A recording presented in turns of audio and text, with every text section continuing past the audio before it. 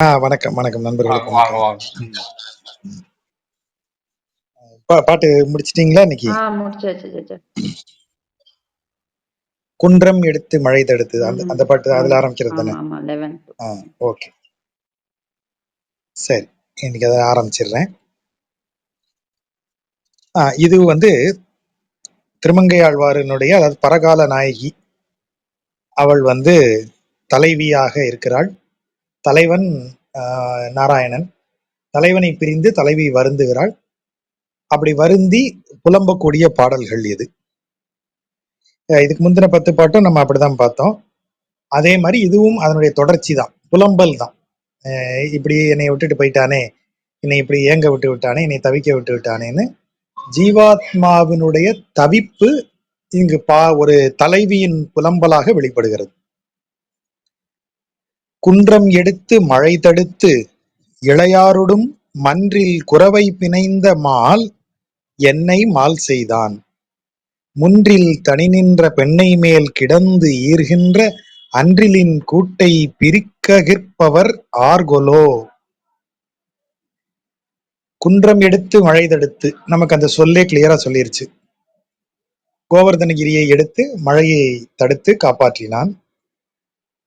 அப்படி பெரிய வீரமான ஒரு செயலை செய்தவன் மன்றில், மன்று என்பது 4 சாலைகள் அல்லது 3 சாலைகள் சந்திக்கும் இடத்துல இருக்கக்கூடிய ஒரு இடம் தான் மன்றுங்கிறது. அப்படிப்பட்ட மன்றில் இளையாரோடும், இளைய பெண்களோடு குரவை கூத்து ஆடுகிறான். அதாவது என்னடா இவன் பிரமாதமான காரியங்களை செய்யறான், பெரிய வீரனா இருப்பானே அப்படின்னு பார்த்தோம்னா, வீரமான செயல்களை செய்யற அவன் தான் திடீர்னு நடுத்தெருவுல 4 தெரு இருக்கிற இடத்துல எல்லா பிள்ளைகளையும் கூட்டிட்டு வந்து நடு ரோட்ல டான்ஸ் வேற ஆடுவான், குரவை கூத்து ஆடுகிறான். மன்றில் குரவை இளையாரோடு பிணைந்த மால். பிணைந்தனா குரவை கூத்துல ஒருத்தர் கைகளை கோர்த்துக்கணும், கைகளை கோர்த்து கொண்டு ஆடுவது. இந்த இடுப்பை ஒட்டி இப்படி கைகளை கோர்த்துக்குவாங்க. இன்றைக்கும் ஆப்பிரிக்க பழங்குடியினர்கிட்டையும் நம்ம வடகிழக்கு மாநிலங்கள்ல இருக்கக்கூடிய பழங்குடியினர் நடனங்கள்லையும் இந்த ஆஸ்பெக்ட பார்க்கலாம். ஒருவரோடு ஒருவர் கைகளை கோர்த்து கொண்டு இடுப்போடு அணைத்து கொண்டு ஆடக்கூடிய ஆட்டம் அது. அதாவது அந்த பழங்குடியினர் நாம எல்லாம் ஒண்ணு அப்படிங்கிற ஒரே பாடி, வி ஆர் ஒன் பாடின்னு இருப்பாங்க. அந்த பிணைப்பு பிசிக்கலாக ஒருத்தரோட ஒருத்தர் பிணைந்து இருக்கிறதை தான் அதை காமிக்கிறது. அந்த மாதிரி ஆடுறதுதான் குரவை கூத்து. ஆகவேதான் அந்த பிணைந்தங்கிற வார்த்தை வருது, குரவை பிணைந்தங்கிற வார்த்தை.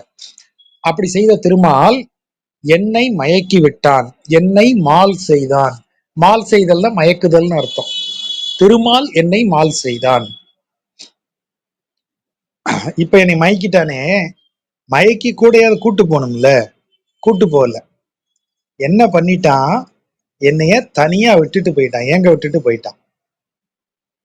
எப்படி இருக்கேன் நானு, முன்றில் தனி நின்ற பெண்ணை. வீட்டுக்கு முன்னாடி தனியா ஒத்த பனைமரம். ஒத்த பனைமரம்னு ஏன் சொல்லுவாங்கன்னா, சுத்தி வேற உயரமான மரமே இருக்காது, இந்த ஒரு பனைமரம் மட்டும் தனியா நிற்கும், தள்ளி இருந்து பார்த்தோம்னா தெரியும்.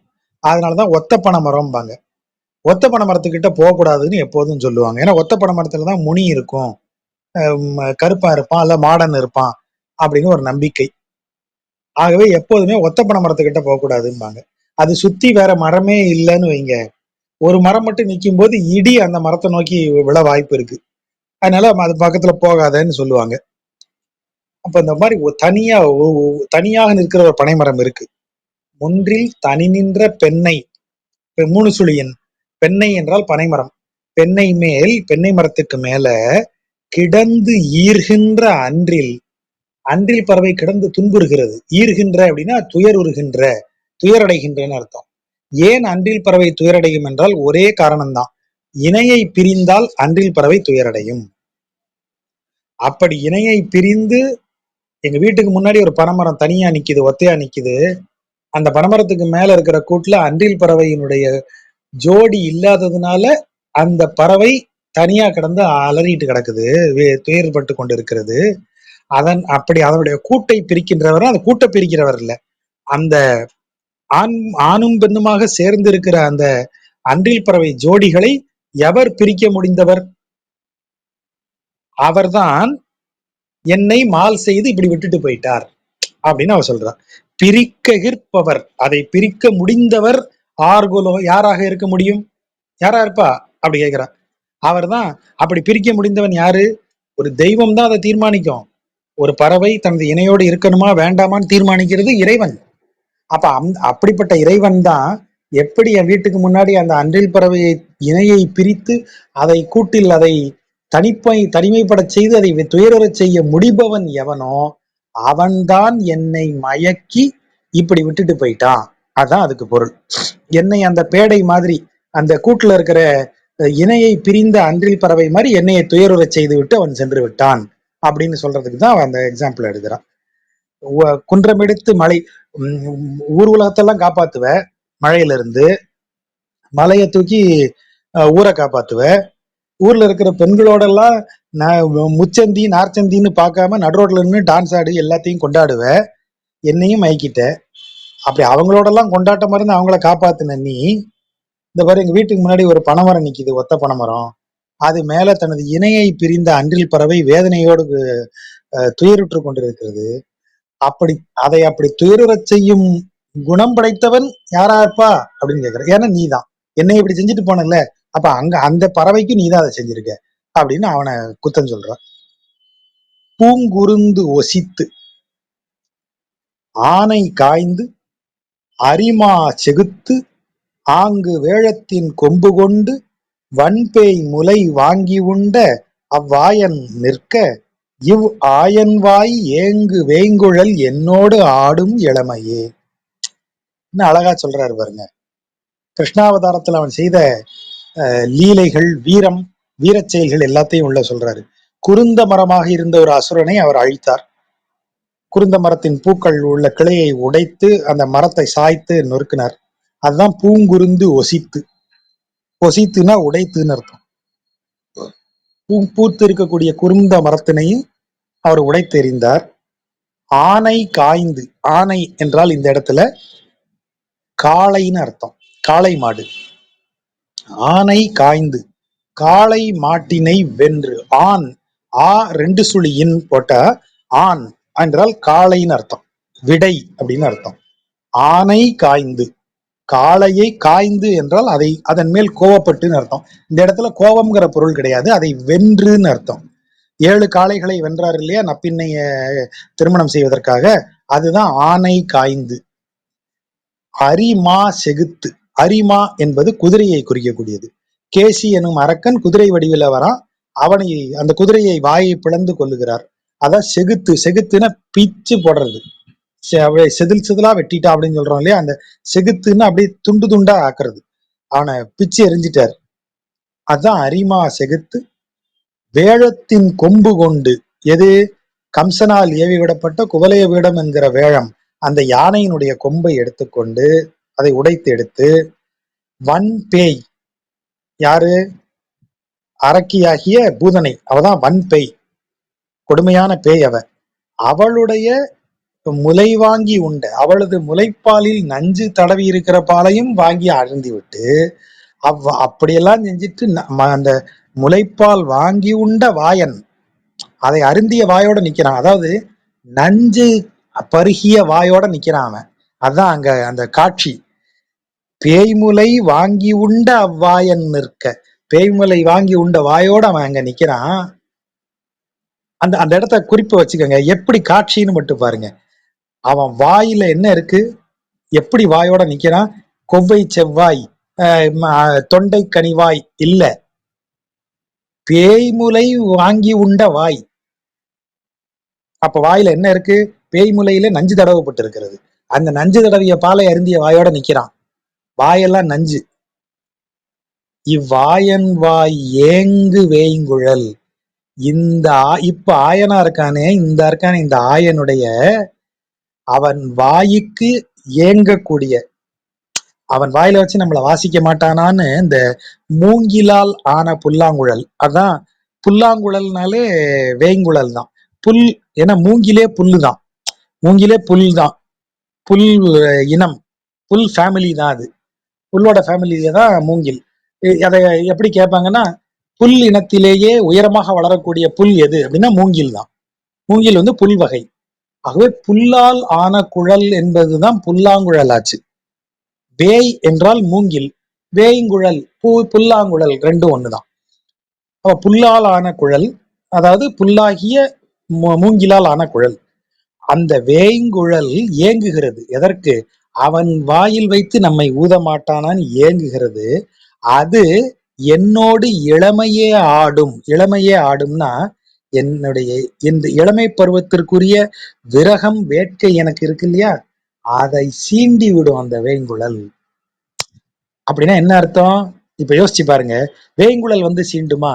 இல்ல. அவ என்ன சொல்றா?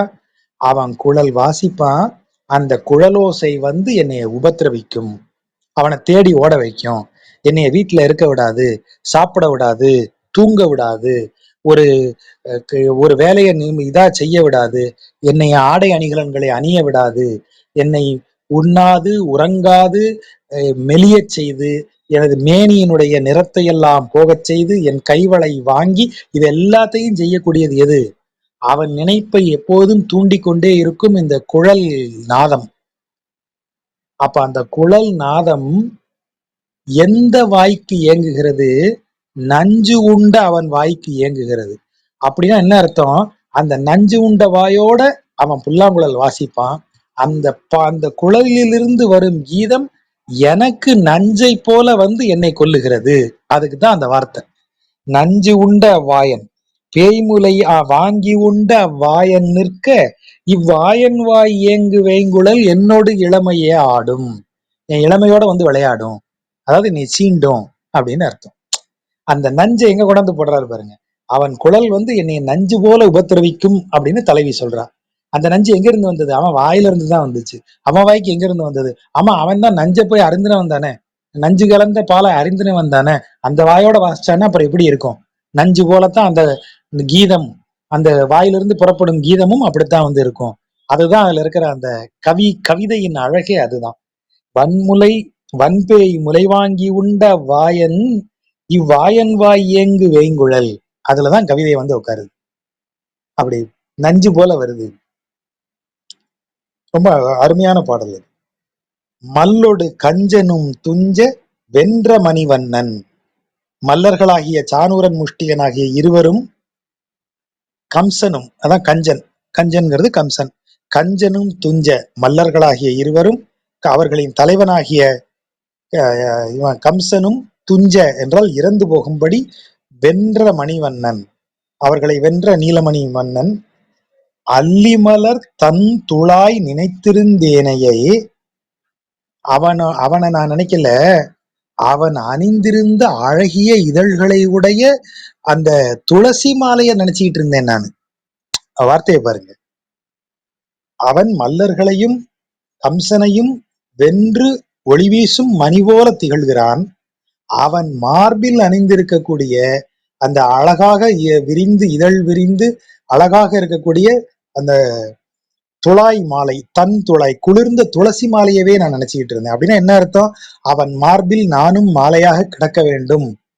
துளாய் மாலையை பார்த்து பார்த்து எனக்கு என்ன ஆசை, அந்த மாலை எவ்வளவு அதிர்ஷ்டம் செய்த மாலை, எந்த நேரமும் அவன் கழுத்திலேயே இருக்கேன், அவன் மார்பிலேயே ஆடிட்டு இருக்கேன், நான் அந்த மாலையா இருக்க மாட்டேனா? அதுதான் இவ அந்த மாலையவே நினைச்சுக்கிட்டு இருக்கிறான். தன் துளாய் நினைத்திருந்தேனையே, அதையே நினைச்சுக்கிட்டு இருந்தவளை எல்லியில் மாருதம் வந்து அடும். மாருதம் என்பது மேற்கிலிருந்து வீசும் காற்று, குளிர்காற்று. எல்லி என்றால் பகல் நேரம். பகல் நேரத்துல மேற்கிலிருந்து வீசும் காற்று என்னை தொல்லை செய்கிறது. மாருதம் வந்து அடும். அடும் என்றால் என்னை தொல்லப்படுத்தும். சரி, சாயங்காலம் ஆயிடுச்சுன்னா கொஞ்சம் நார்மல் ஆகும்னு பார்த்தா சாயங்காலம் இன்னும் ஜாஸ்தி ஆயிருது. அப்ப சாயங்காலம் வந்துருச்சுங்கிறது எனக்கு எப்படி தெரியுது? அது அன்றியும், அது மட்டும் இல்லாமல் கொல்லை வல் ஏற்றின் மணியும் கோயின்மை செய்யுமே. வல் ஏறு, வலிமை வாய்ந்த காளை, அது கொல்லை. கொல்லைங்க வீட்டுக்கு பின்னாடி. மாட்டு கொட்டகை எங்க இருக்கும்? வீட்டுக்கு பின்னாடி தான் இருக்கும். மேய போன காளை மாடு மேய்ச்சல் முடிந்து மாலை நேரம் ஆகிவிட்டபடியால் வீட்டிற்கு திரும்பி வருகிறது. அப்ப வீட்டுக்கு பின்பக்கம் வழி அது வீட்டுக்குள்ள வருது. அப்ப அது கழுத்துல கட்டி இருக்கிற மணிச்சத்தம் கேக்குது. அப்படி கேட்ட உடனே அந்த வலிமை வாய்ந்த காளை, ஏன் காளைய சொல்றா? ஏன்னா காளை வந்து நடக்கும்போது பசு மாதிரி பொண்ணு பசு மாதிரி நடப்பாங்க, பசு மெல்ல நடக்கும். காளை இப்படி திமிரி திமிரி உதறி உதறி நடக்கும். அப்ப அது கழுத்துல இருக்கிற மணி அசைவு ஜாஸ்தியா, சத்தம் ஜாஸ்தியா இருக்கும். ஆகவேதான் காளைய சொல்றது வல் ஏறு. அந்த மணிச்சத்தம் கேக்குதே, அது இன்னும் என்னைய உபத்திரவிக்குமே, கோயின்மை செய்யுமே, என்னைய வந்து ஒரு அளவில்லாம தொல்லை செய்யுமே. கோயின்மை என்றால் ஆராயாது செய்யக்கூடிய செயல்னு சொல்றோம். கொஞ்சம் கூட ஆராயாது. ஏற்கனவே இவ மாறுதத்தால் பகல் அவதிப்பட்டாலே, மாலை நேரத்துல வந்து நம்ம சேர்ந்து தொல்லை பண்ணுவோமேங்கிற ஆராய்ச்சி இல்லாத ஒரு தொல்லை அது. ஆராயாம தொல்லை பண்ணுதான். பகல் நேரம் எள்ளுங்கிறது பகல். ஆஹ் எல்லிலும் இருட்டிலும் எதிர்படும் அன்னரும்னு இதுல படிப்பீங்க. பேர் என்ன, கந்தசஷ்டி கவசத்துல. பகல் நேரமா இருக்கும்போது அது இருட்டுன்னு எழுதுறாங்கன்னா, எள்ளுங்கிறது பகல். எனக்கு ஒரு எண்ணம் இருக்கு. அல் என்றால் இருட்டுன்னு என்னுடைய நினைவு. அப்போ இந்த இந்த ஒரு ஒரு நேரம் நான் ஏற்கனவே துன்பத்துல இருக்கேன். எதை நினைச்சு துன்பத்துல இருக்கேன்? அவனுடைய மார்பில் இருக்கக்கூடிய துளசி மாலையை நினைச்சு நான் துன்பத்துல இருக்கேன். இந்த மாருதம், இந்த மேற்கிலிருந்து வீசும் காற்று என்னை அப்படியே கொல்லுது. அவன் மார்பை போய் அடைய முடியலையே, அவன் மார்பில் அந்த துளசி மாலையை போல நானும் அவன் மார்பில் கிடந்து ஆட முடியவில்லையேன்னு வருத்தத்துல இருக்கேன். இதுக்குள்ள இரவு நேரம் வேற வரப்போகுதுன்னு சொல்லி முன்னறிவிப்பு மாதிரி மணி அடிச்சுக்கிட்டே மாலை நேரம் வந்தாச்சு. எங்க இருந்து உனக்கு மணி சத்தம் கேட்டது? இந்த மேய போன காளமாடு வந்துருச்சு வீட்டுக்கு பின்னாடி. கொல்லை வல்லியற்றின் மணியும் கோயின்மை செய்யுமே. அதுவும் சேர்ந்து எல்லாம் சேர்ந்து என்னைய கணக்கு வழக்கு இல்லாம என்னைய போட்டு தொல்லை பண்ணது. பொருந்து மாமரம் ஏழும் எய்த புனிதனார். பொருந்து மாமரம் என்றால் ஒன்றுக்கொன்று ஒரே மாதிரி இருக்கக்கூடிய 7 மரங்கள். ஒரு மரம் சின்னது, ஒரு மரம் பெருசு கிடையாது. 7 மரமும் ஒன்றோடொன்று இணையாக சொல்லத்தக்க பெரிய மரங்கள். அதான் பொருந்து மாமரம் ஏழும். பெரிய மரம். மரங்கள் 7ஐயும் அம்பால் எய்தவன் யாரு? ராமன்.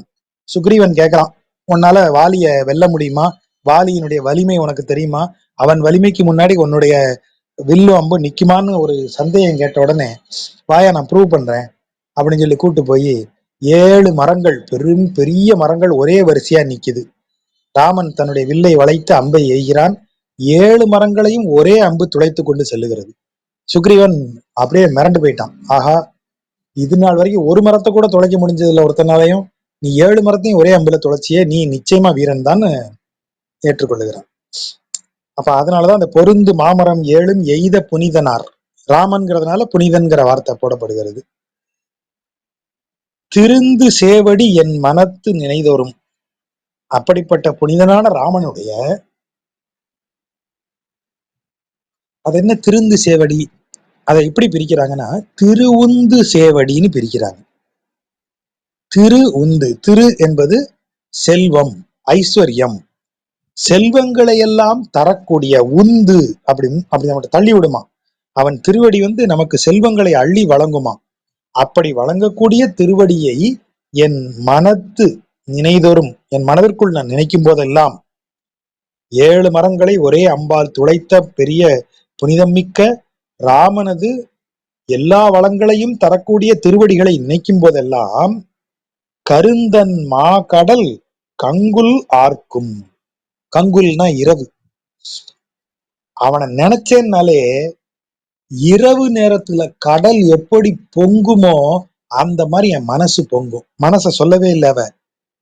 அதுதான் கவிதை. அவ என்ன சொல்றா? ராமனை நினைக்கும் போதெல்லாம் கருந்தன் மா கடல் கங்குல் ஆர்க்கும். இரவு முழுவதும் அந்த கருந்தன், கருமையும் குளிர்ச்சியும் மிக்க கடல். ஏன்னா அவ விரகத்தின் ஆழத்தை அப்படி சொல்றா. அது ஆர்க்கும்னா ஓசையிட்டு அப்படியே அலைகளை வீசி எரியும், கொந்தளிக்கும் இரவு நேரத்துல. ராமனை நினைச்சா கடல் ஏன் கொந்தளிக்கணும்? அப்ப கடல்னு சொல்லப்படுவது எதுன்னு யோசிக்கணும். இரவு நேர கடல் போல் பொங்கும். நீங்க ஒரு கடற்கரையில தங்கணும், தங்குனீங்கன்னா தான் தெரியும். நமக்கு பகல் நேரத்துல நீங்க பீச் பக்கம் சும்மா போங்க, அலை ஓசை உங்களுக்கு பெருசாவே தெரியாது. ஏன்னா சுற்றி பிற ஓசைகள் கேட்டுக்கிட்டே இருக்கும். நைட்டு ஒரு 11 மணிக்கு மேல கடற்கரையில போய் உட்காருங்க. ஒரு 15 நிமிடங்களுக்கு அப்புறம் அலைச்சத்தம் நம்மளை அவ்வளவு டிஸ்டர்ப் பண்ணும். இவ்வளவு பெரிய ஓசையா அலைக்குன்னு உங்களுக்கு தெரியும். நீங்க ஈசிஆர்ல பாண்டிச்சேரிக்கு போனீங்கன்னா நைட் ஒரு 11 மணிக்கு மேல நீங்க வரும்போது முன்னையும் பின்னையும் வேற வண்டி இல்லைன்னு வைங்க, அங்க கடல் அலை ஓசை இங்க கேட்கும். பகல்ல நீங்க போகும்போது கேட்கவே கேட்காது. கடலை பார்ப்பீங்க, அலைய பார்ப்பீங்க, ஓசையை கேட்காது. ஆனா இரவுல தான் கேட்கும். ஏன்னா இரவு நேரம் பிற அனைத்தும் அடங்கும் போது இதன் ஓசை பூதாகரமா இருக்கும். கடற்கரையில தூங்கலாம் போல இருக்குன்னு நம்ம சொல்லுவோம், கடற்கரையில தூங்க முடியாது. நான் ஐசிஐசிஐல வேலை பார்த்த காலத்துல அங்கே ஒரு இந்த ஹவுஸ் கீப்பிங் ஸ்டாஃப் ஒரு பையன் வருவான். அந்த பையன் திடீர்னு ஒரு நாளைக்கு நான் இந்த தேவாரம் புக்ல ஒன்ன பார்க்கும்போது படிச்சிட்டு இருக்கும்போது அந்த சும்மா அப்ப ஆபீஸ்ல இருந்து இந்த டைம் எங்கேயாவது வெளியில போனா அதை வாங்கிட்டு வருவேன், ஏதாவது புக் இருந்தா வாங்கிட்டு வருவேன். வாங்கிட்டு வந்து வச்சுட்டு அதுல அவன் வந்து டக்குன்னு பார்த்து ஒரு பாட்டு, இந்த பாட்டு எனக்கு தெரியும் சார். நான் பயங்கர ஷாக் ஆகி உட்கார என்னடா பண்ணுவேன்னு கேட்டா அவங்க அப்பா வந்து இந்த இறந்தவர்களுக்கு சடங்குகள் செய்யக்கூடிய இதுல கம்யூனிட்டியை சேர்ந்தவர் அவர். எங்க அப்பா அந்த பாட்டெல்லாம் பாடுவார் சார் அப்படின்னு சொல்லி அவன் சொல்றான். அது வந்து இந்த யாக்கை நிலையாமை குறித்து, இந்த உடல் நெருப்பா நீராக போகும், இது உனது திருவடி சேரும்னு சொல்லக்கூடிய பாடல்களை அவங்க தொகுத்து பாடுறாங்க அந்த இறப்பின் போது. சங்கு ஊதி அந்த பாட்டை பாடுறது அவன் சொல்றான். அப்போ அப்படியே அவன்கிட்ட பேசிட்டு இருக்கும்போது அவன் சொல்றான், வீடு அந்த பட்டணப்பாக்கத்துல, எங்கடா படுப்பீங்கன்னா அந்த பீச்லயே படுத்துருவான் சார். போலீஸ் ஒன்றும் சொல்ல மாட்டாங்களா? இல்ல சார், நீங்க கையில பாயோட போனீங்கன்னா போலீஸ் விட்டுருவாங்க, சும்மா துண்டை விரிச்சு படுக்கிறன்னா போலீஸ் உங்களை துரத்தி விட்டுருவாங்க சார். அப்படிலாம் அந்த குறிப்புகள் எல்லாம் சொல்லிட்டு இருந்தான். அப்போ அவன் சொன்னது, நானும் கூட வந்து ஒரு நாளைக்கு தூங்கலாம் போல அப்படின்னு நான் சொன்னப்போ அவன் சொன்னான், சார் நீங்க அப்படி நினைப்பீங்க சார், ஆனா கொஞ்ச நேரத்துல 1 மணி நேரத்துல உங்களுக்கு இந்த நாய் குலைச்சுக்கிட்டே இருந்தா உங்களுக்கு எப்படி தூக்கம் வராதோ அந்த மாதிரி இந்த அலைச்சத்தம் கேட்டுக்கிட்டே இருந்தா தூக்கம் வராது சார். அலைச்சத்தம் வந்து அங்க பழகுனவங்களுக்கு மட்டும்தான் தூக்கம் வரும்.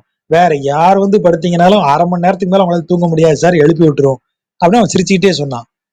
எனக்கு அதுக்கப்புறம் ஒரு 3 மாசம் கழிச்சு ஒரு ஈசிஆர் ரிசார்ட்ல ஒரு ப்ரோக்ராம் போடுறாங்க.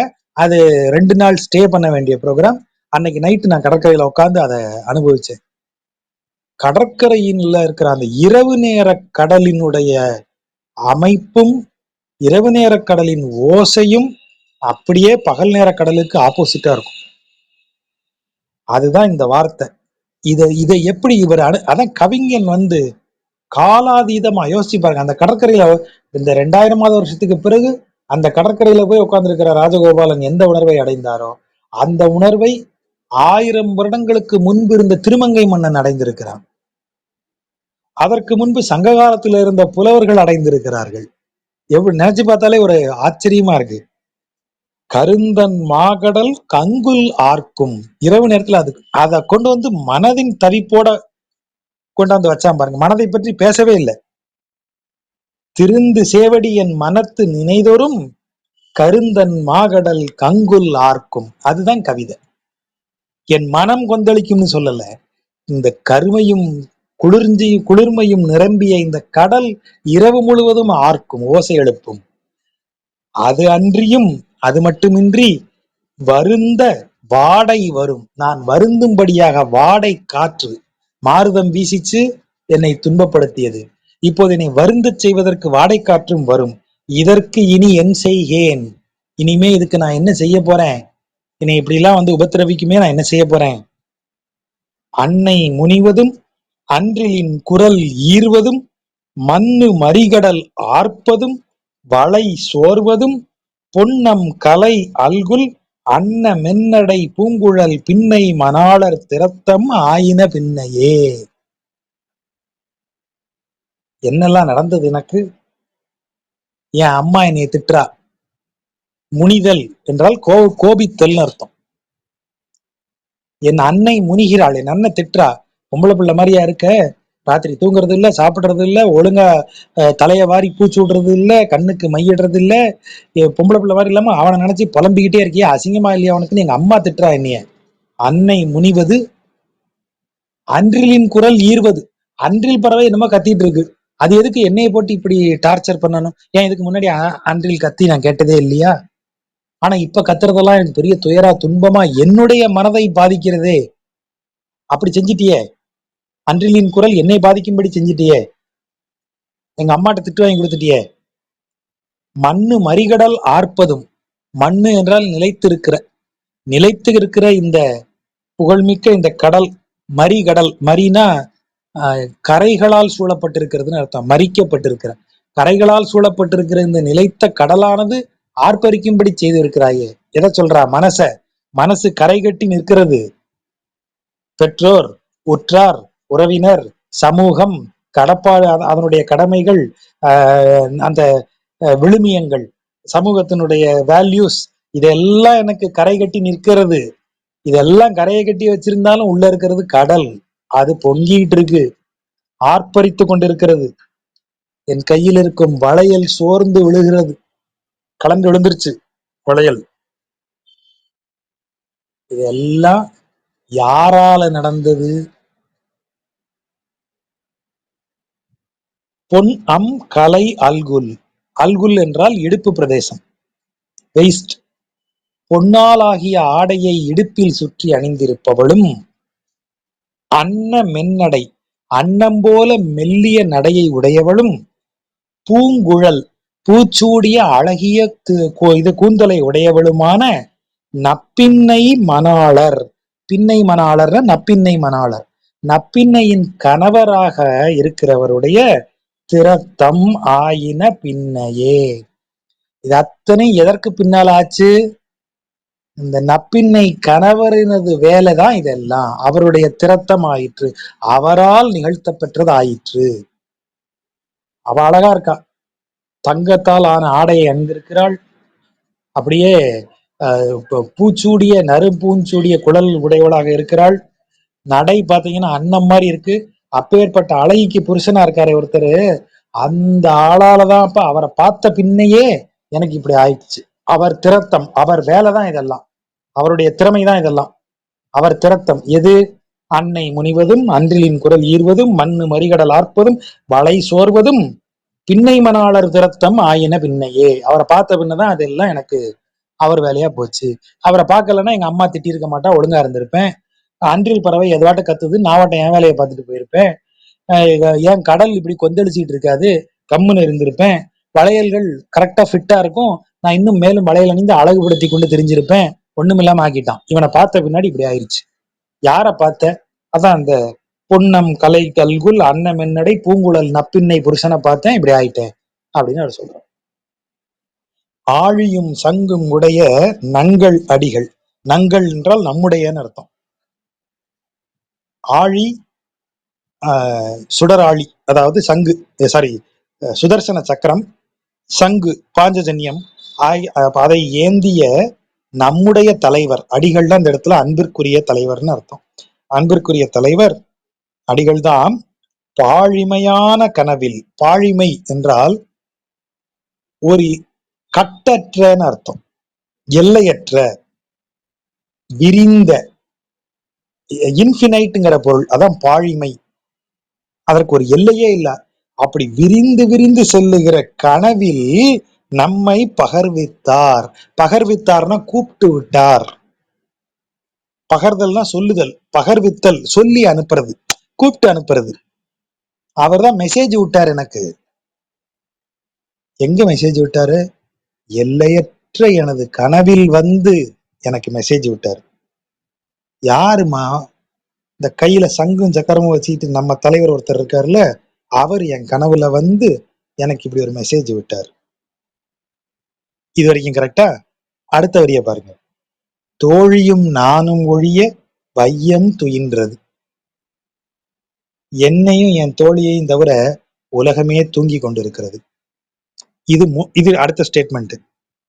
முதல் ஸ்டேட்மெண்ட் என்ன? ஆழியும் சங்கும் கையிலேந்திய அந்த பெருமான் வந்து என்னுடைய கனவில் வந்து என்னையே கூப்பிட்டு விட்டார், என்னை அழைத்தார், அவர் அழைப்பை எனக்கு கொடுத்தார். He invited. சரி, இந்த உலகமே உறங்கும் ராத்திரியில் நானும் எனது தோழியும் தான் உறங்காமல் இருக்கிறோம். சரி, கோழியும் கூவுகின்றது, கூவுகின்றது தான் கூவுகின்றதுன்னு வருது. கோழியும் கூகின்றது இல்லை, கோழியும் கூவுற மாதிரி தெரியல. கூர் இருள் ஆயிற்று, இருள் அடர்த்தி ஆயிட்டே போகுதே. ஒரு வரிக்கு இன்னொரு வரிக்கு ஏதாவது பொருத்தம் இருக்கா? கனவுல அவன் வந்தான், என்னைய கூப்பிட்டான். அடுத்த வரி, நானும் என் தோழியும் தவிர இந்த உலகமே உறங்கி கொண்டிருக்கிறது. சரி, அடுத்த வரி, கோழி கூவ மாட்டேங்குது, பொழுது விடிய மாட்டேங்குது, இருள் இன்னும் கூர்மையாகிக் கொண்டே போகிறது.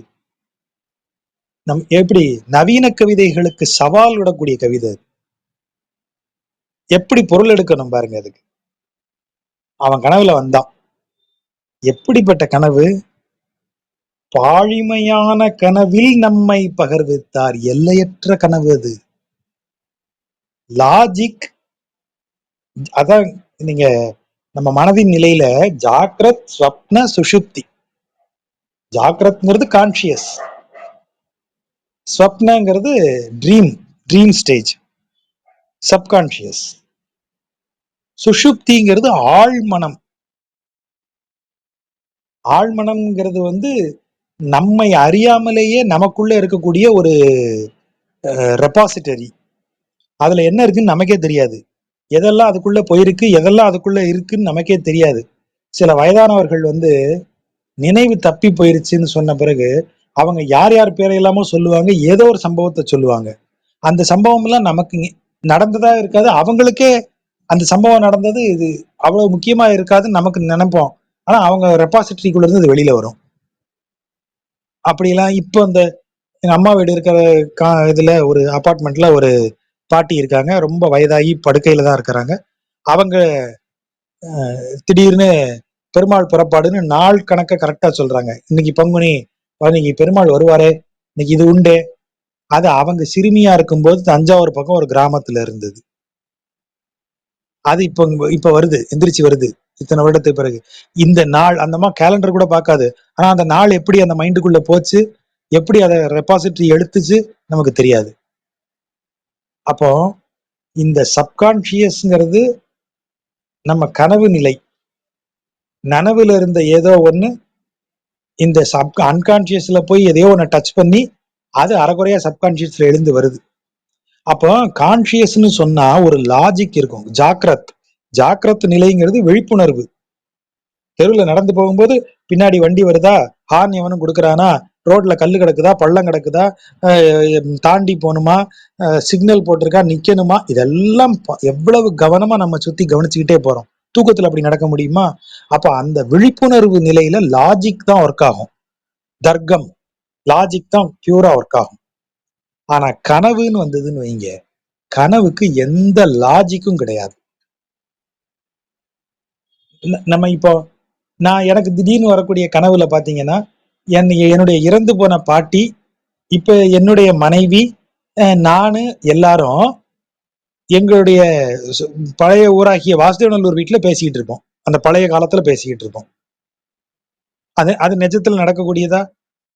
வாய்ப்பே இல்லை. ஆனா கனவுல அது நடக்கும். அதனாலதான் பாழிமையான கனவில், கனவுக்கு லாஜிக் கிடையாது. அதனாலதான் எல்லை கிடையாதுன்றா. எல்லைங்கிறது வகுக்கப்படுவது. எது வகுக்கும்? கான்சியஸ், அறிவு, விழிப்புணர்வு தான் எல்லைகளை வரையறுக்கும். விழிப்புணர்வோடு இருக்கும்போது நம்ம இதுக்கு மேல நீங்க வீட்டுல எப்படி வேணாலும் நம்ம சாப்பிடலாம், விரல நக்கிட்டு உட்காந்துருப்போம். ஹோட்டல்ல போய் சாப்பிடும்போது அதே மாதிரி இப்படி வலிச்சு நக்குவோமா? அப்ப நமக்கு ஒரு விழிப்புணர்வு இருக்கு. அது நம்ம எல்லைகளை வரையறுக்கிறது. ஏய், இது ஹோட்டல், எல்லாரும் பாக்குறாங்க, நீ அப்படி பிறந்ததுல இருந்தே ரொம்ப டீசென்டான ஆள் மாதிரி பிஹேவ் பண்ணு. அப்புறம் அப்படி அப்படி ஸ்பூன் எடுத்து அப்படி சாப்பிடுறது, அப்புறம் அப்படி ஜென்டிலா அப்படி குடிக்கிற மாதிரி நடிக்கிறது.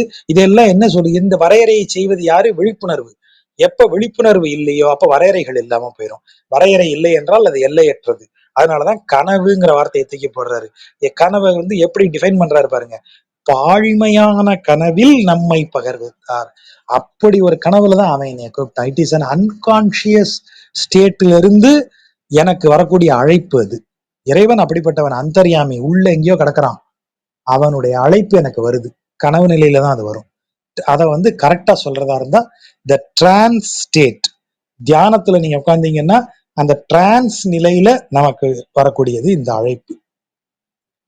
சரி, இப்போ அடுத்த அடுத்த இடத்துக்கு வாங்க. பாழிமையான கனவில் நம்மை பகர்வித்தார். சரி, பகர்வித்தவன என்னாச்சு?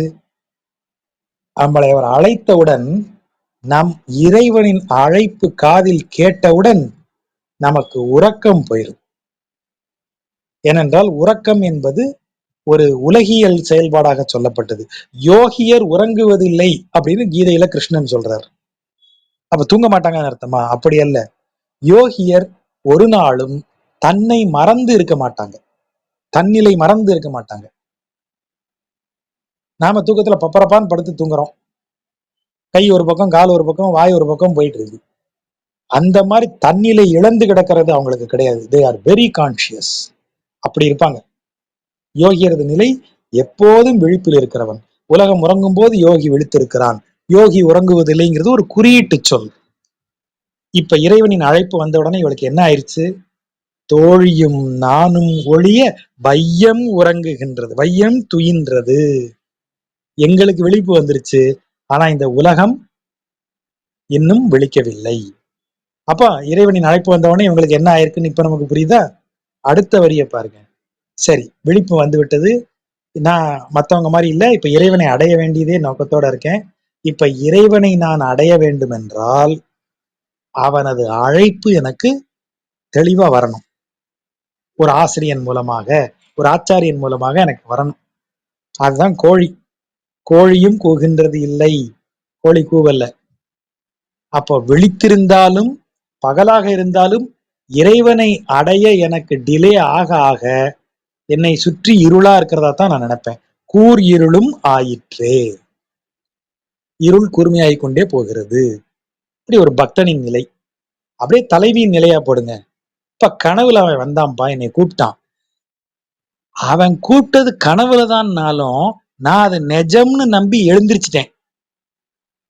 எழுந்திருச்சு என் தோழிட்ட, பக்கத்துல இருக்கிற தோழி எழுப்புறேன். எந்திரிடி, அவன் வந்திருக்கான், என்னை கூப்பிடுறான் பாரு, அந்த பக்கத்துல இருக்கானா, என்னை உடனே வர சொன்னா அப்படின்னு அவளை எழுப்புறேன். அவளும் எந்திரிச்சு உட்காந்து, டேய் எங்கடி வர சொன்னா உன்னைய, மணி என்னன்னு பாத்தியா? 2 மணி. இப்படி நட்ட நடுவர் அதுல கனவு கண்டு எந்திரிச்சு என்னையும் எழுப்பி விட்டியே நீ, இனி எப்படி தூங்குவேன்? அவன் வந்தானே, கனவுல அவன் என்னெல்லாம் செஞ்சான் தெரியுமா, எப்படி இருந்தான் தெரியும், இப்படி பேசிக்கிட்டே இருப்பேன். இனி தூக்கம் உண்டா? தூக்கம் கிடையாது. கனவில் அவனை கண்டு எழுந்த பிறகு தூக்கம் கிடையாது. தோழியும் நானும் ஒழிய வையம் துயின்றது. ஊர் உலகம் எல்லாம் தூங்குது. சரி, ஏதோ ஒரு 10 நிமிஷம், ஒரு 5 மணிக்கு இந்த கனவு வந்து எந்திரிச்சிருந்தா அப்படியே ஒரு 10 நிமிஷம் பேசிட்டு காலையில வேலையை பார்க்க எந்திரிச்சு போயிருக்கலாம். இப்ப 2 மணி ஆயிருக்கு, இனி தூங்கவும் முடியாது. கோழி கூவிச்சுனா கூட ஒரு ஒரு ஆறுதல், இந்த பொழுது விடிய போகுது, நல்ல வேலை சீக்கிரம் எந்திரிச்சிட்டேன், நல்ல வேலை விடியும் போதுதான் எந்திரிச்சிருக்கோம் நினைச்சுக்கலாம். கோழியும் கூவுற மாதிரி தெரியல. இன்னும் இருள் என்ன ஆகிட்டு தான் போகுது, கூர்மை ஆகிட்டே போகுது. இன்னும் 2 மணிக்கு எப்படி இருக்கும்? இன்னும் இருட்டு அடர்த்தியா தான் போகுது. என்ன செய்ய போறேனோ. 2 இதுக்கும் அப்படி பொருந்தி வரக்கூடியது இருக்கு. அதான் கவிதை. வெறும் சூழலா பார்த்தா கூட நல்ல சூழ்நிலை, அதன் உட்பொருள் எடுத்தாலும் அது அருமையான உட்பொருள். அன்னை முனிவதும் ஆழியும் சங்குமுடைய நங்கள் அடிகள்தாம் பாழிமையான கனவில் நம்மை பகர்வித்தார். தோழியும் நானும் ஒழிய வையம் துயின்றது, கோழியும் கூகின்றது இல்லை, கூறியிருள் ஆயிற்றே. எவ்வளவு எவ்வளவு சிச்சுவேஷன் எப்படி சொல்றாரு பாருங்க. காமன் தனக்கு முறை அல்லேன், அந்த டிக்ளரேஷனை பாருங்க. காமன் தனக்கு முறை அல்லேன். எல்லாருக்கும் காமன் வந்து மன்மதன். மன்மதன் வந்து எல்லாருக்கும் ஒரு முறை. என்ன முறை? நம் இச்சையை தூண்டுபவன். ஆனா எனக்கு அந்த முறை கிடையாதுப்பா, அவன் எனக்கு இச்சையை தூண்டுற முறை கிடையாது. என்ன எப்படி சொல்லிட்டீங்க? ஏன் தெரியுமா? என்ன ரீசனால காமன் உனக்கு அப்படி ஒரு முறை இல்லைங்கிற? எல்லாருக்கும் மன்மதன் வந்து அந்த விரகத்தை தூண்டும், இச்சையை தூண்டும் செயலைத்தானே செய்வான். உனக்கு மட்டும் அந்த முறையில உள்ளவன் இல்லைங்கிறிய எப்படி? அது எப்படின்னா, கடல் வண்ணனார் மாமனவாளர். கடல் வண்ணமுடைய மகாவிஷ்ணு இருக்கார் இல்லையா? ஆமா, அவர் தான் எனக்கு மனவாளர், என்னுடைய மாமனவாளர். இந்த வார்த்தைக்கு ஒரு சுவாரஸ்யமான பொருள் இருக்கு. மணவாளன் என்கிறால் மனம் புரிந்தவன். மாமனவாளன், என்னை எவர் மனம் புரிந்தாலும் நான் அவனுக்குத்தான் முதல்ல பொண்டாட்டி. அந்த வார்த்தை வந்து ஜெயதேவருடைய அஷ்டபதியில ஒரு இடத்துல வரும். எங்களுக்கெல்லாம் கணவன் உண்டு, எங்கள் எல்லோருக்கும் முதல் கணவன் நீ அல்லவான்னு வரும். அதான் மாமனவாளன், கடல் வண்ணனார் மாமனவாளர். அவர்தான் எனக்கு பெரும் தலைவர். அப்படி ஆயிடுச்சுன்னு வச்சுக்கேன். இவன் யாரு? இவன் மகாவிஷ்ணுவுக்கு மகனாக இருந்தவன். மகாவிஷ்ணுவுக்கு, நாராயணருக்கு மகன் தான் மன்மதன், எனக்கு மகாவிஷ்ணு தான் கணவர். அப்ப இவன் எனக்கு என்ன முறை வரணும்? எனக்கு தானும் மகன், அவன் எனக்கு மகன் முறையில வரணும். என் வீட்டுக்காரரோட பையன் எனக்கு என்ன முறை வரணும்? மகன் முறை தானே வரணும். அவனுக்கு நான் சித்தி. அப்ப எனக்கு அவன் முறை அல்லன் தானே. காமன் தனக்கு முறை அல்லேன், அவனுக்கு நான் முறையா உள்ளவனே கிடையாது. அவன் அவனுடைய வேலையை காட்டுறதுக்கு உள்ள முறை உள்ளவள் கிடையாது நானு. ஏன்னா இவன் அப்பாவுக்கு நான் உரியவள். அப்ப இவனுக்கு அன்னை முறையில இவன் எனக்கு மகன் முறையில வரணும். எனக்குத்தானும் மகன், எனக்கும் அவன் மகன். ஆனால் சொல்லில் சொல்ல போனால், யாமங்கள் தோறும் எரிவீசும் என் இளங்கொங்கைகள், இது சாரி, சொல்லில் யாமங்கள் தோறும் எரிவீசும். இவன் எனக்கு முறை உள்ளவன் கிடையாது. என்மேல் காமக்கனைகளை வீசும் முறை உள்ளவன் இவன் கிடையாது. ஏனென்றால் இவனுக்கு தந்தையாகிய நாராயணர் எனக்கு மனவாளர். ஆகவே இவன் எனக்கு மகன் முறை ஆவான். ஆனாலும் உண்மையை சொல்ல போனா அப்படிலாம் யோசிச்சு அவன் சும்மா நிக்க மாட்டேங்கிறான். யாமங்கள் என்றால் நடுச்சாமம், இரவு இரவு நேரங்களிலெல்லாம் என் மேல எரி அம்புகளை வீசுகிறான். பூ கேட்டீங்கன்னா, மன்மதன் 5 பூக்களை வைத்து புஷ்பபானம் தொடுப்பான்னு சொல்லுவீங்க. அதெல்லாம் என் மேல எரி அம்பு மாதிரி வந்து விழுது. என் மேல அப்படி தகதகன்னு எரிஞ்சுக்கிட்டு வர்ற அம்பு என் மேல வந்து பாயற மாதிரி ராத்திரி பூரம் இவன் என் மேல மன்மத கனைகளை இது பண்ணிக்கிட்டு இருக்கான். அதனால என்ன ஆயிருக்கு? என் இளங்கொங்கைகள் மாமணிவண்ணர் திறத்தவாய் வளர்கின்றவே. என்னுடைய இளம் மார்பு அவர் மணிவண்ணராகிய இறைவன் மாமணிவண்ணனை அடையும் நோக்கில் அவருக்காகவே மணிவண்ணர் திறத்தவாய் அவருக்காகவாக வளர்கின்றன. அப்படி வளரும்படி இவன் என்னைய தொல்லப்படுத்துறான் அப்படின்னு ஒரு போடு போடுற. மஞ்சு உரு மாலிருஞ்சோலை நின்ற மணாளனார். மஞ்சு என்றால் மேகம்.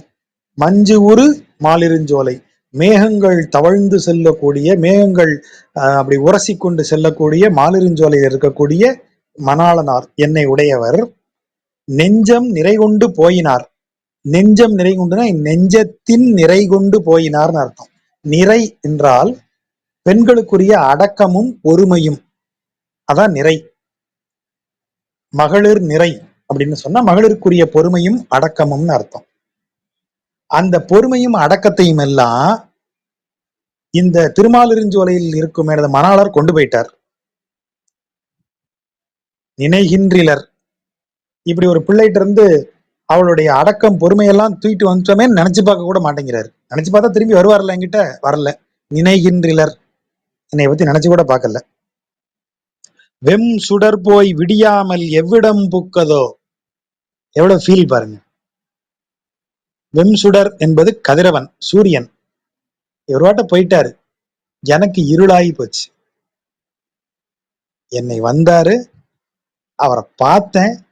பார்த்த உடனேயே திருமாலிருஞ்சோலை அழகனை பார்த்த உடனேயே அந்த சுந்தரராஜ பெருமான் என்ன செய்தான், எனது நெஞ்சத்தில் இருக்கும் பொறுமையையும் அடக்கத்தையும் பெண்களுக்குரிய குணமாகிய அதை கவர்ந்து கொண்டு சென்று விட்டான். சென்றவன் அதை திரும்பி என்னை நினைத்து கூட பார்க்கவில்லை. ஆகவே நான் இன்னும் இருளே கிடக்கிறேன்.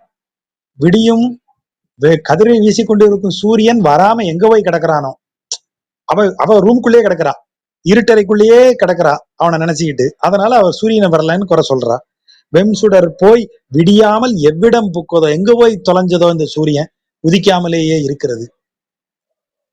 நஞ்சு உடலம் துயின்றால் நமக்கு இனி நல்லது. இதுக்கு 2 பொருள் வச்சிருக்காங்க பாடவேதம். நைஞ்சு உடலம் துயின்றால்னு எழுதுறாங்க. நைஞ்சுங்கிறது தான் நஞ்சுன்னு வருதுன்னு சொல்றாங்க. நைந்துனா உடல் நைந்து போய்விட்டது, அவனை பிரிந்து அந்த ஏக்கத்தில் உடல் நைந்து போய்விட்டது. இந்த உடல் துயின்றால், துயின்றால்னா அப்படியே செத்துட்டா கூட நமக்கு இது நல்லதுதான். அவன் நினப்பு கொல்லுது என்னைய. இந்த உடலை வச்சுக்கிட்டு தானே அவன் நினப்பை வச்சு வச்சு இப்படி அவஸ்தைப்படுறேன். இந்த உடல் நைந்து துயின்றால் அப்படியே போயிட்டேன்னா கூட நல்லதுதான். இந்த அவஸ்தையை அனுபவிக்க வேண்டாம். அப்படி அவ்வளவு அவ்வளவு இதுல இருக்கா அவ. அவனை போய் சேரலன்னா செத்தாவது பரவாயில்ல, சாவாவது நிம்மதியா இருக்கும். அந்த இடத்துக்கு வந்துட்டா. நஞ்சு உடலம் துயின்றால் நமக்கு இனி நல்லது, அப்படி போயிட்டா. காமன் கனைக்கு ஓர் இலக்கம் ஆய், இலக்கம் என்றால் இங்க எய்ம், டார்கெட். காமனது கனைக்கு நான் டார்கெட் ஆகி, நலத்தின்மிகு பூமறு கோலம் நம் பெண்மை சிந்தித்து இராது போய். நலத்தின்மிகு பூமறு கோலம், அதாவது நலமிக்க நல்ல பூமறு கோலம், பூக்களெல்லாம் அணிந்து அலங்கரித்து கொண்ட ஒரு நல்ல பெண்மணி, ஒரு பெண்ணுக்கு உரிய குணங்கள் எல்லாம் நம்மள்ட்ட இருக்கு அப்படின்னு சிந்திக்காம, காமன் கணைக்கு இலக்கானதுனால, பெண்களுக்குரிய குணங்கள் என்ன? அமைதியாக இருத்தல், அடக்கமாக இருத்தல், பணிவாக இருத்தல், பண்பாக இருத்தல், தாயாரின் சொல்லையோ தந்தையாரின் சொல்லையோ மீறி ஒரு இடத்திற்கு போகாமல் இருத்தல், தனது விருப்பங்களை வாய்விட்டு சொல்லாதிருத்தல், இப்படிப்பட்ட குணங்கள் எல்லாம் தான் பெண்மை. அதையெல்லாம் யோசிச்சு பார்க்காம, ஏன் யோசிச்சு பார்க்காத அளவுக்கு போயிட்ட? ஏன்னா காமன் கணைக்கு நான் இலக்காயிட்டேன். காமன் அம்பை எய்துட்டா, அந்த அம்புல யார் பேரை எழுதிட்டான்? நாராயணன் பேரை எழுதிட்டான். எனக்கு இப்போ பெண்களுக்குரிய, அதான் என் நெஞ்சம் நிறை கொண்டு போயிட்டானே, பெண்ணுக்குரிய குணங்களை தான் எடுத்துட்டு போயிட்டானே அவன். ஆகவே அதையெல்லாம் திரும்ப சிந்திச்சுக்கிட்டு இருக்காம, நாமளே டைரக்டா போயிட்டா என்ன? நம்மளை தேடி அவன் ஏன் வரணும்? பொம்பளை இப்படி தெரு வழியை தேடி போலாமா? அது பெண்ணுக்குரிய இலக்கணம் இல்லையே. ஆண் இல்லையா பெண்ணை தேடி வரணும்? சரி, நம்மளைத்தான் பெண்ணுக்குரிய குணத்தெல்லாம் இவன் கொண்டு போயிட்டானே, நாமளே என்ன செய்வோம்?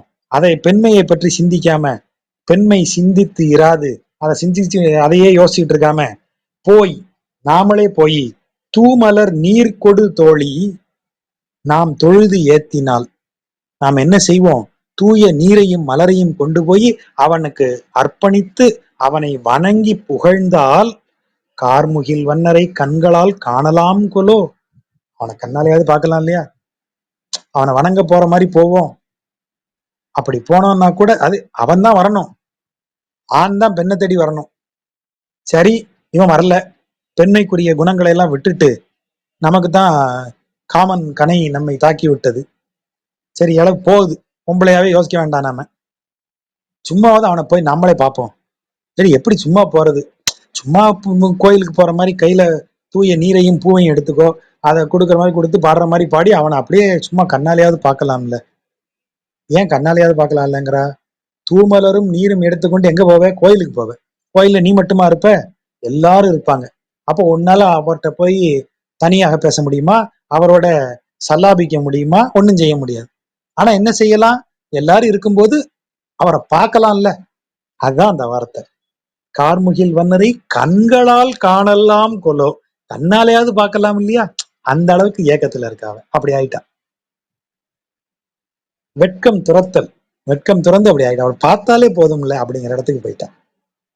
வென்றி விடை உடன் ஏழ் அடர்த்த அடிகளை, வென்று 7 காளைகளை அடக்கி வென்ற தெய்வத்தை, மன்றில் மலிபுகழ், மன்றமெங்கும் புகழப்படும் திருமங்கை நாட்டின் மண் கலிகன்றி, மன்ன நிலைத்த, நிலைத்த புகழுடைய, மன்றங்களிலெல்லாம் புகழப்படும் நிலைத்த புகழை உடைய கலிகன்றி சொன்ன சொல். யாரை பார்த்து சொன்னான்? வென்றி விடையுடன் 7 அடர்த்த அடிகளை, 7 காளைகளை வென்று அவற்றை அடக்கி வென்ற இறைவனை குறித்து மன்றங்கள் தோறும் புகழப்படும் புகழ்மிக்க திருமங்கை நாட்டின் மன்னனாகிய கலிகன்றி சொன்ன சொல். என்ன சொன்னான்? ஒன்று நின்ற 9, இந்த ஒன்றை தவிர மீதி இருக்கிற 9 அவனை பத்தி தானே சொல்லியிருக்கான். அந்த ஒன்று நின்ற 9 இந்த பலசுருதியை தவிர 9 பாட்டும் உரைப்பவர் தங்கள் மேல், அதை சொல்பவர்களுக்கு என்றும் நில்லா வினை ஒன்றும், அதாவது என்றும் நில்லா வினை ஒன்றும், வினை ஒன்று கூட அவர்களுக்கு நில்லாது. சொல்லில் உலகிலே, இந்த உலகில் கரெக்டா சொல்ல போனா உண்மையை சொல்வதென்றால் இந்த உலகில் இந்த 9 பாடல்களையும் உரைப்பவர்கள் மேல் ஒரு வினை கூட நிற்காது. அதாவது அவர்களது இது பழவினை, இந்த காரியங்களால் வரக்கூடிய கர்ம வினைகள் எல்லாம் அகன்று விடும் அப்படின்னு சொல்லி முடிக்கிறார். கொஞ்சம் அதிகமா சொல்லிட்டேன்னு நினைக்கிறேன். பொறுமையா கேட்ட நண்பர்களுக்கு நன்றி. நன்றி செல்வா. எப்போதும் போல ரொம்ப சிறப்பான விளக்கங்கள். மாமணவாளன்றதுல இருந்து அந்த எல்லின்ற வார்த்தைக்கு சொன்ன விளக்கங்கள் எல்லாமே. நண்பர்களுக்கு ஏதாவது விளக்கங்களோ கேள்விகளோ இருந்தா வந்து கேட்கலாம். ஜட்ஜா, எனக்கு ஒரு ஜென்ரல் கொஷின். இந்த பாசுரங்கள் எல்லாம் வந்து ஒரு ஸ்தலத்துல அங்க மூலவரை பார்த்து பாடினா அது திவ்ய ஸ்தலம்னு ஆகுது. ஆனா இந்த மாதிரி பாடல்கள் இப்ப பார்த்துட்டு இருக்க பாடல்கள்லாம் பெருமானோட அந்த பர்டிகுலர் மூலவரை பத்தி ரெஃபரே பண்ணல. இந்த பாடல்கள்லாம் அப்புறம் எங்க பாடியிருப்பாங்க? அதை நம்ம ஏற்கனவே பார்த்த மாதிரி இது ஒரு தொகுப்பு தான், இது ஒரு கலெக்ஷன் தான். ஸோ இந்த கலெக்ஷன்ல கிடைச்சத அப்படி அப்படியே தொகுத்துருக்காங்க. ஸோ சில பாடல்கள் எல்லாம் தனித்தனியா கிடக்குது. இப்ப திடீர்னு நம்ம ஏற்கனவே பார்த்தோம் இல்லையா, பெரியாழ்வாருடைய பாசுரங்கள்ல சம்பந்தமே இல்லாம அனுமன் சீதை இடத்துல கனையாளியை காமிச்சதுக்கு 10 பாட்டு வச்சிருக்காரு. பெரியாழ்வார் ஏன் இந்த 10 பாட்டை வச்சாரு? அதற்கு முன்னையும் பின்னையும் ராமாவதார காட்சிகளை குறித்த அது ராமாயண காட்சிகள் உடைய 10 பாடல்கள் கிடையவே கிடையாது. ஆங்காங்கே பாடல்கள்ல ரெஃபரன்ஸா ராமாயணம் வருதே தவிர ராமாயண சீன்களை வைத்து 10 பாட்டு அவர் பாடினது இல்லை. எல்லாம் கிருஷ்ணாவதாரத்தை தான் பாடியிருக்காரு.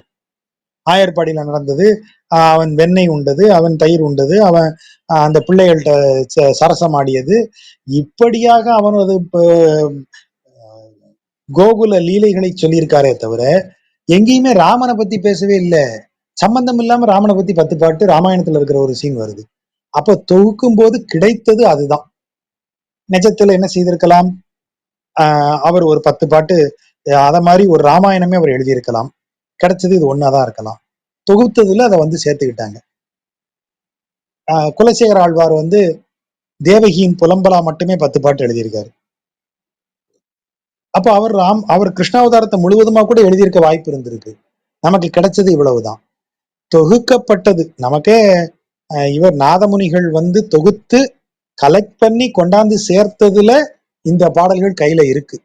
சோ இந்த பாடல்களுக்குள்ள ஒரு தொடர்ச்சியோ இந்த பாடல்களுக்கு உரிய ஒரு வரலாறோ நம்மள்ட்ட இல்லை. ஐதீக கதைகள் மட்டும்தான் நம்மள்ட்ட இருக்கு.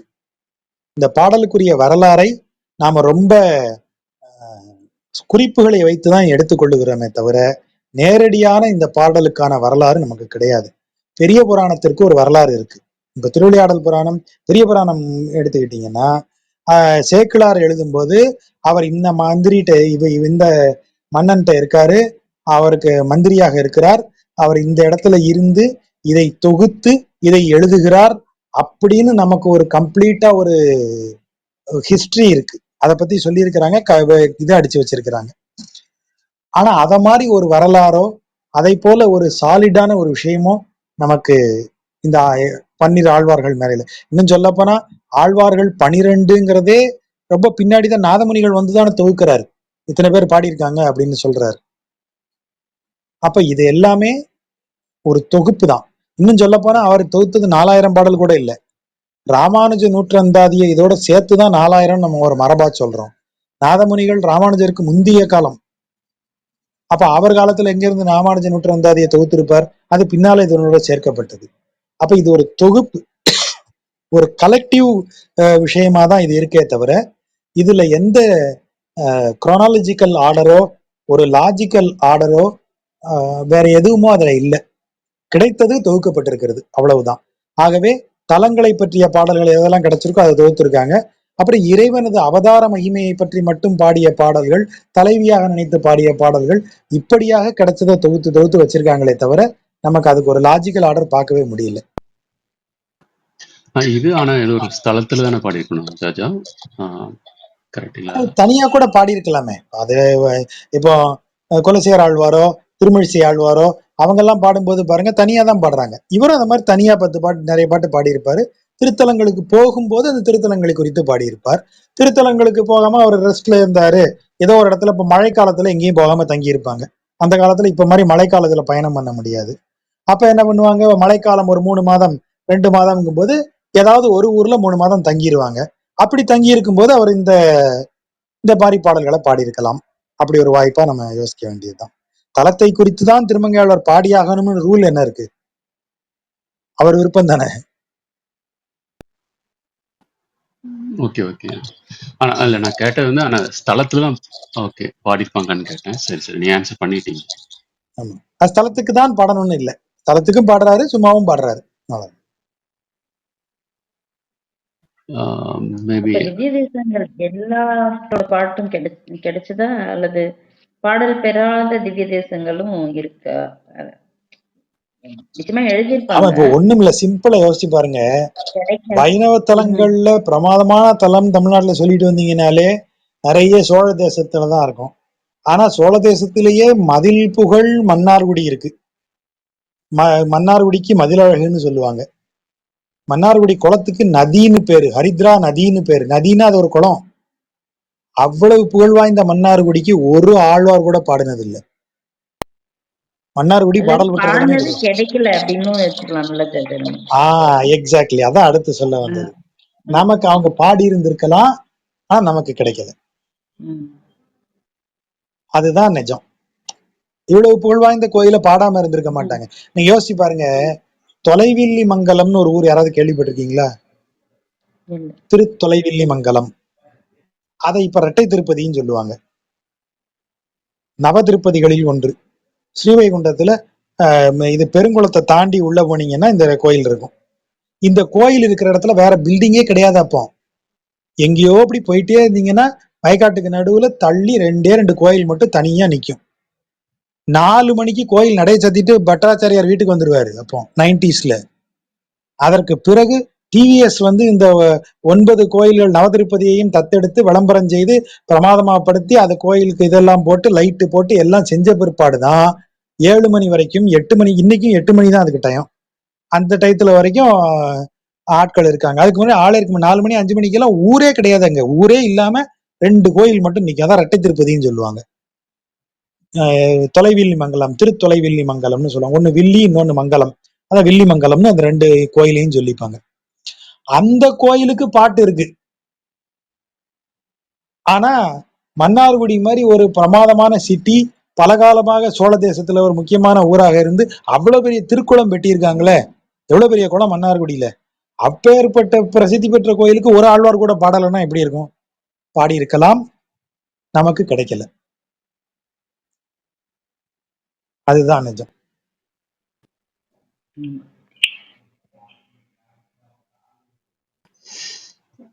ஜஜா இது ஒரு பொது கேள்வி தான், ஜென்ரல் கொஷின் தான்.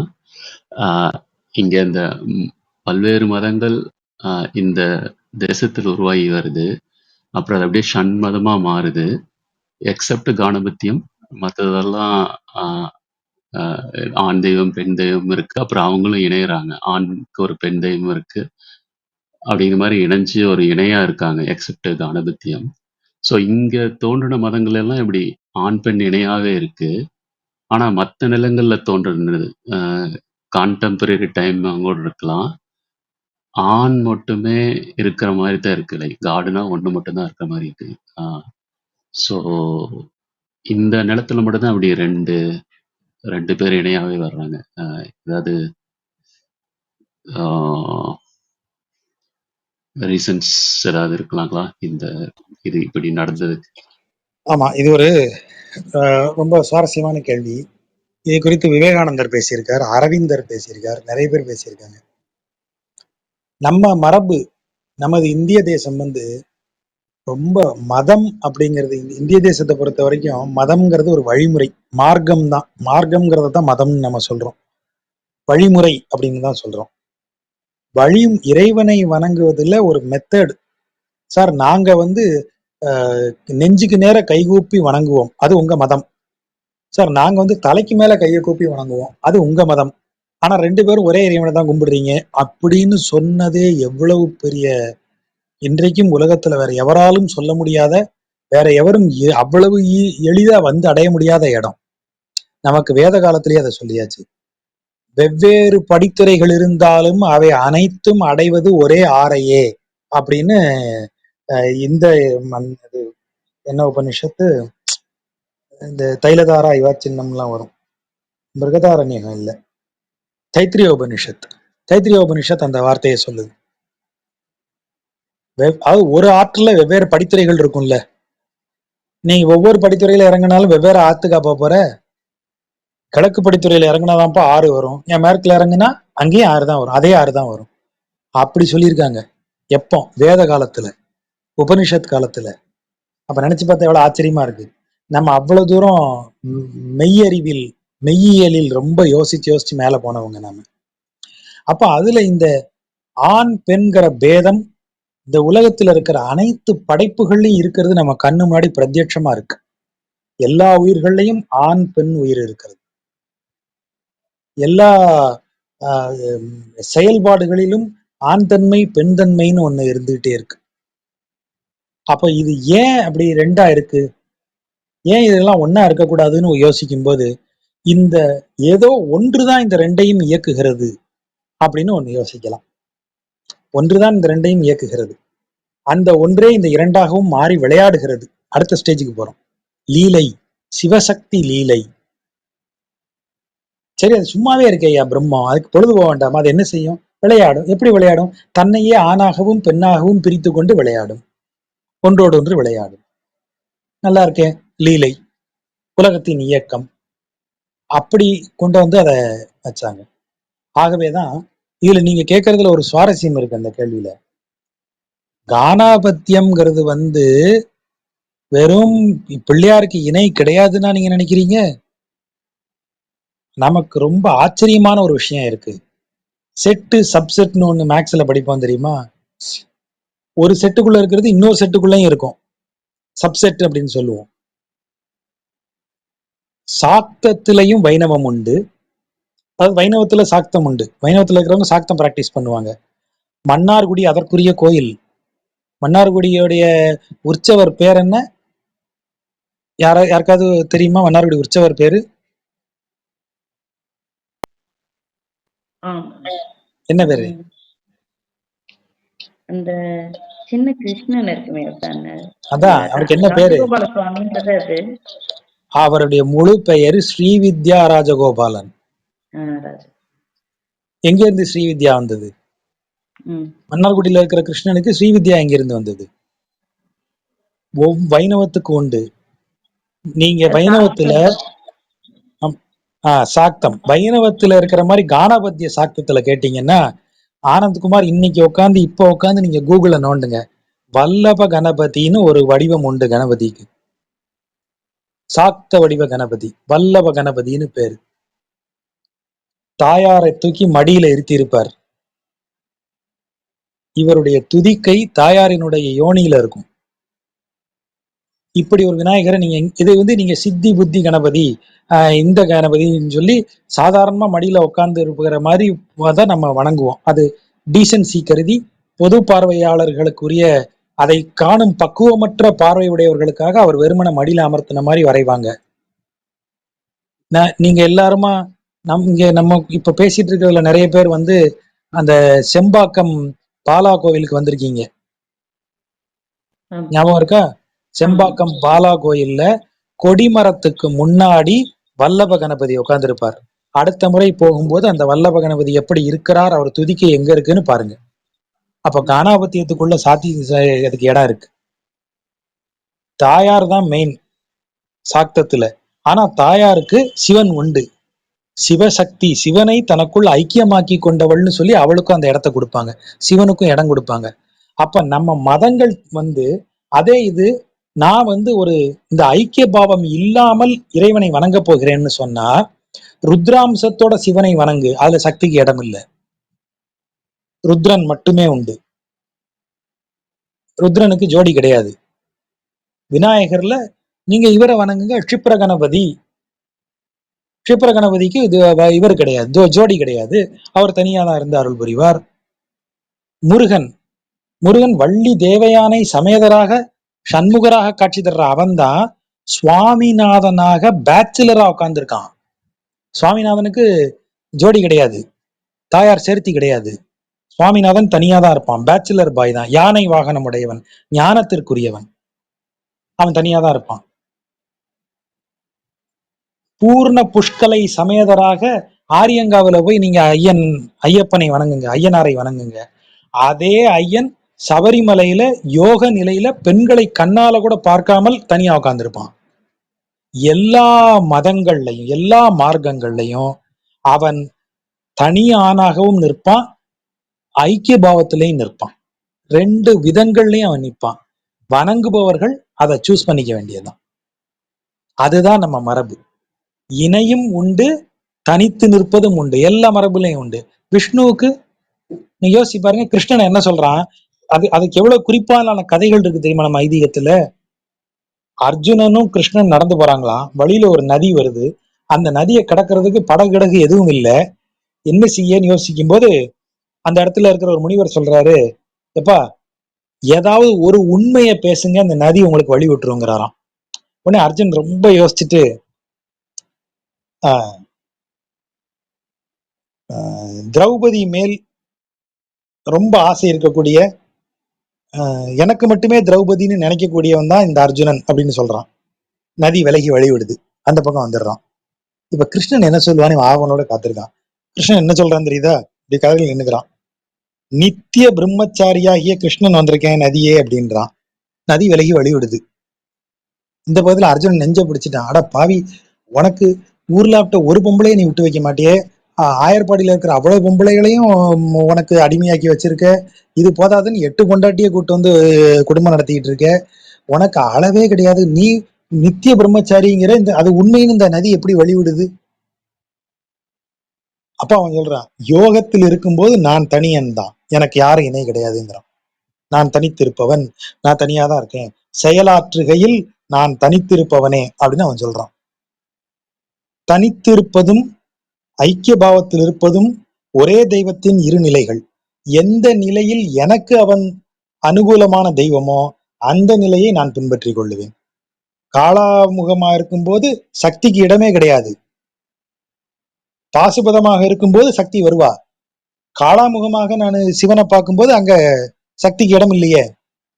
அப்ப ஒரே தெய்வம் 2 வடிவங்கள்ல இருக்கும். அதுதான் நமக்கு நமக்கு முக்கியம். உனக்கு எது வேணும், நீ ஆண் முறையில் வழிபடுறியா, பெண் முறையில வழிபட போறியா, ஐக்கிய பாவத்துல வழிபட போறியா, அதுக்கு உண்டான இடமெல்லாம் இருக்கு. சிவனை பிரேதமாக்கி மேலே ஏறி உட்கார்ந்து இருக்கிற வடிவத்துல சக்தியை வழிபடலாமே, ஆணே கிடையாது, பெண் மட்டுமே.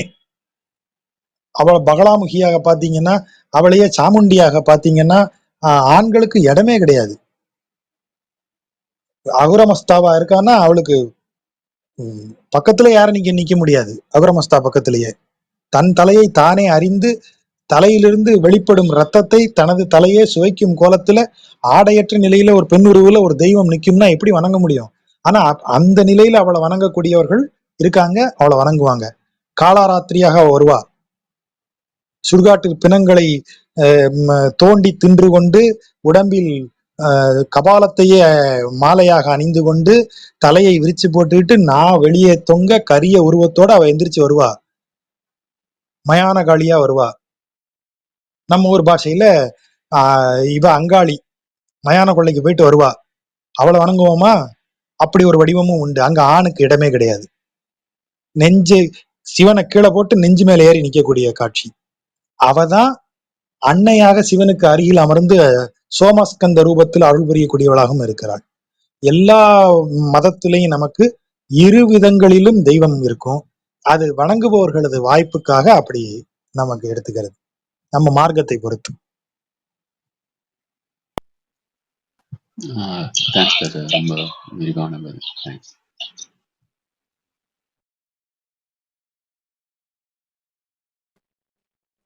நன்றி சார். விரிவான விளக்கத்துக்கு. வெற்றி சார், முத்துகிருஷ்ணன் சார், ஏதாவது வேற ஏதாவது கேள்விகள் இருக்கா? கேள்வி ஒன்றும் இல்லைம்மா, இன்னைக்கு விரிவான சாக்தம் லெக்சர், நைஸ், நல்லா இருந்துச்சு.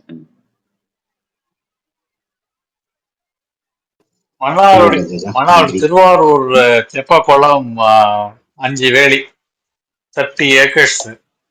மன்னார்குடி தெப்பக்குளம் அதை விட மிகவும் பெருசு. மன்னார்குடி தெப்பக்குளம் தட் இஸ் நாட் ரெடி. அப்ப அது வந்து இதோட ஒரு வேலி கூட இருக்குமாங்க. 36 ஏக்கர் என்னமோ அது.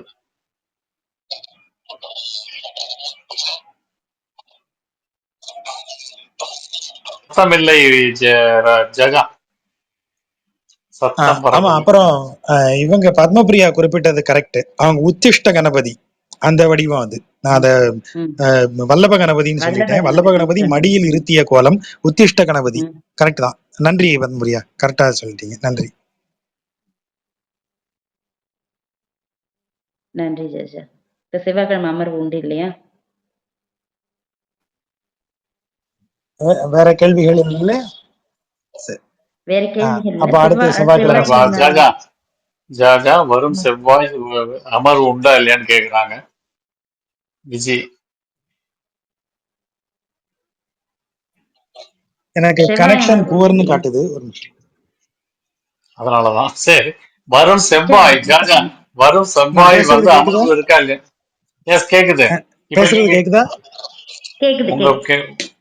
எங்களுது கேக்குதா உங்களுக்கு? இப்பதான் கேக்குது. Very good. வரும் சரி. செவ்வாய் அமர்வு உண்டா? நான் அத திங்கக்கிழமை சூழ்நிலையை பார்த்துட்டு சொல்லட்டுமா? சொல்லுங்க. அதுவும் அதுக்குதான் நல்லது. கேட்டேன். சரி.